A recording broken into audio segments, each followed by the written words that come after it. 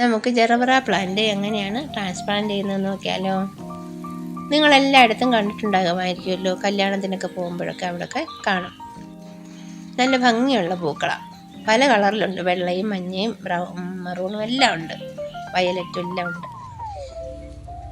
ഒരു കുഞ്ഞു തൈ വാങ്ങിച്ചാൽ മതി, ഒരു 5-6 മാസം കൊണ്ട് ഇഷ്ടംപോലെ തൈകളാവും.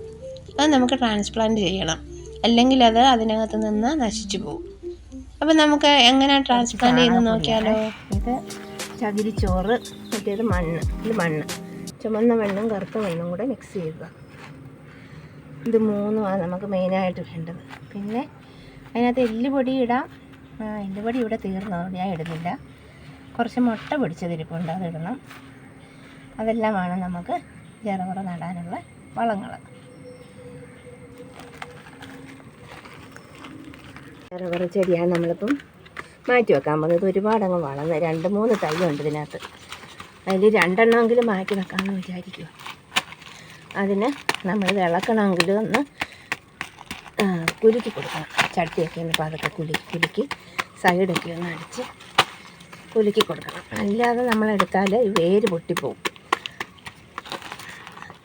അതിൻ്റെ ഇല മാത്രം കയ്യിലിരിക്കും അങ്ങനെ പറിച്ചെടുത്താൽ. പിന്നെ ഞാൻ 1 മണിക്കൂറിന് മുമ്പേ വെള്ളം ഒഴിച്ചിട്ടിരുന്ന ചട്ടിക്കകത്ത്. അപ്പോൾ മണ്ണൊക്കെ നന്നായിട്ട് കുതിർന്നിട്ടുണ്ട്. അപ്പോൾ നല്ലപോലെ ഇളക്കിയിട്ട് പതുക്കെ പൊക്കിയെടുത്താൽ ചിലപ്പം വരും, അല്ലെങ്കിൽ അത് കമ്പി വെച്ചെങ്ങാനും കുത്തി എടുക്കേണ്ടി വരും. അതുകൊണ്ട് വേരൊക്കെ അടിയിലോട്ട് പോയിട്ടുണ്ട് ഇതിൻ്റെ. അത് നേരത്തെ മാറ്റി വെക്കേണ്ടതായിരുന്നു. ഈ ചട്ടി ഇതുവരെ മാറ്റി വെച്ചിട്ടില്ല.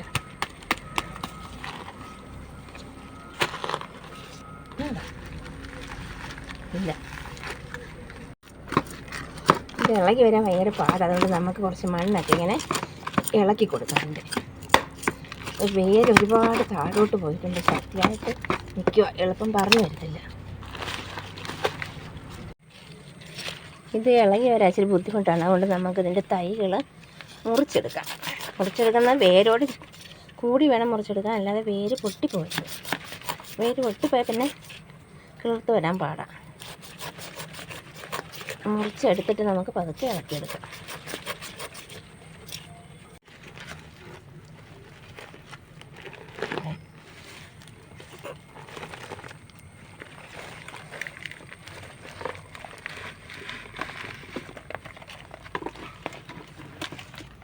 അങ്ങനെ ഇളകി വന്നിട്ടുണ്ട് നമ്മൾ ജറബറ.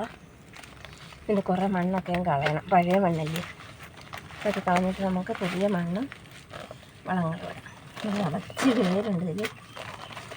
ഇതിൻ്റെ കുറേ മണ്ണുകളൊക്കെ കളഞ്ഞിട്ട് നമുക്കിതിനെ 3 മുറിച്ചെടുക്കണം. 3 തൈയുണ്ട് 3 തൈയുണ്ട് ഇതിനകത്ത്. ഇത് 3 മുറിച്ചെടുക്കാം നമുക്ക്.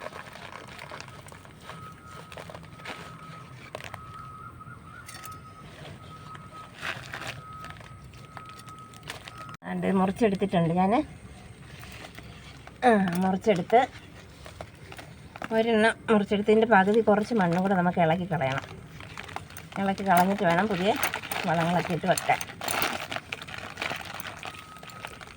ഉണ്ട്, ഇതിൻ്റെ കിഴങ്ങുണ്ട്. ഇവിടെ കിഴങ്ങിൻ്റെ പകുതി ഞാൻ മുറിച്ചിങ്ങെടുത്ത്. എൻ്റെ ഒരു പൂവ് അങ്ങ് ഒടിഞ്ഞു പോയി. ഇനി അത് ഒടിച്ച് മാറ്റാം.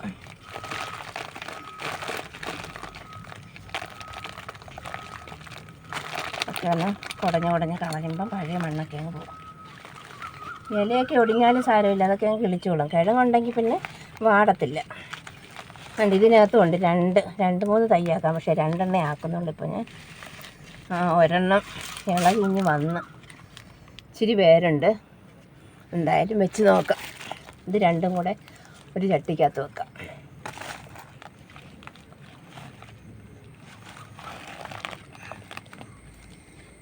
ഇത് ഒരു ചട്ടിക്കകത്ത് വെക്കാം. അത് 2 കൂടെ. ഇത് ചെറുതായത്.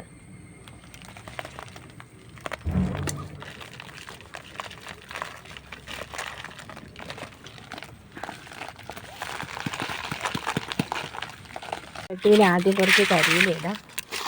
കരിയില നല്ല വളമാണ്. ഞാനിങ്ങനെ പയറും മുളകുമൊക്കെ ഞാനിവിടെ അങ്ങനെ നട്ടിടുന്നത്. അത് അടിയിൽ മണ്ണ് കട്ടി പിടിക്കത്തതുമില്ല, കരിയില പൊടിഞ്ഞ് വളമായി മാറുകയും ചെയ്യും.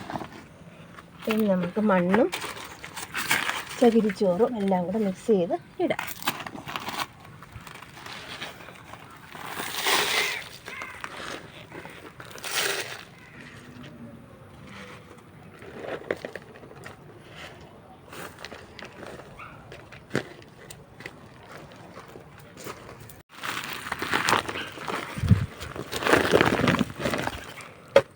ഇവരെന്തിനാ ഞങ്ങൾക്കറിയില്ല.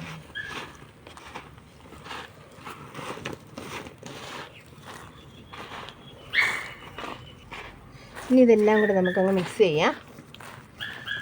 പകുതി എടുത്തതല്ല. എന്നിട്ടിനി എല്ലാം കൂടെ മിക്സ് ചെയ്യുമ്പോൾ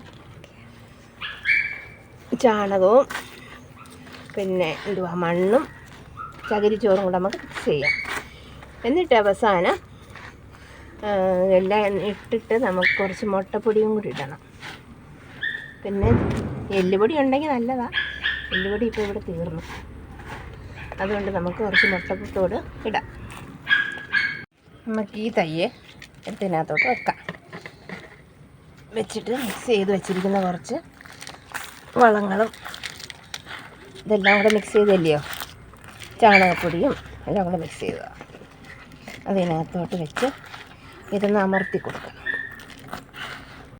ഇത് നമുക്ക് കുറച്ച് മുട്ടപ്പൊടി ഇടാം.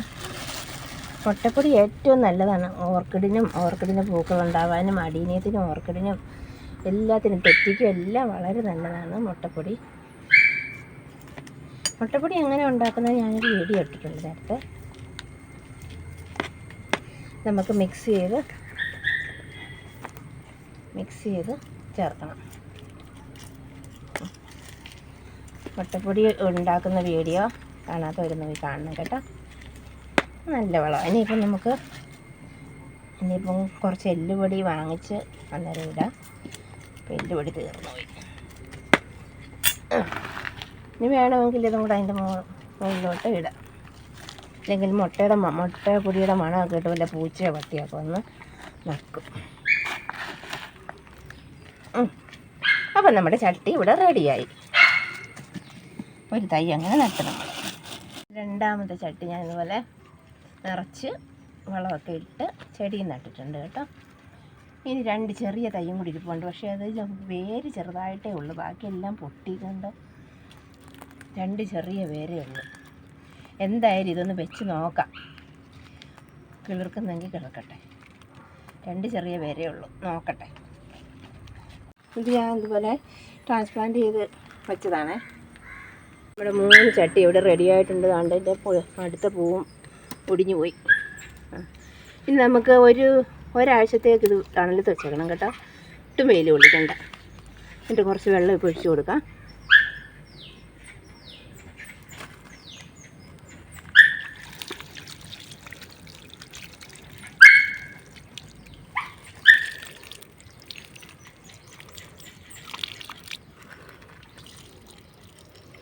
കുറച്ച് വെള്ളം ഒഴിച്ച് കൊടുത്തിട്ട് നമുക്ക് തണലത്ത് വെക്കാം.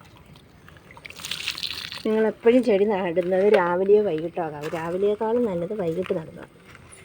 3 ചട്ടികൾ ഇതുപോലെ ട്രാൻസ്പ്ലാന്റ് ചെയ്യേണ്ടതാണ്. അതുകൊണ്ട് ഒരുപാടങ്ങ് വളർന്നു. ഇതിനകത്തൊരു 5 തൈകളെങ്കിലും കാണും. പക്ഷെ ഭയങ്കര പാടാണ്. ഇതിനെ ഇളക്കിയെടുക്കാൻ ഭയങ്കര പാടാണ്. 2 ദിവസം വെള്ളം ഒഴിച്ച് നന്നായിട്ട് വെച്ചിട്ട് ഇതുപോലെ ഇളക്കി പതുക്കെ ഇളക്കിയെടുക്കണം. ജൂണിന് മുമ്പ് തന്നെ ട്രാൻസ്പ്ലാന്റ് ചെയ്യണം കേട്ടോ.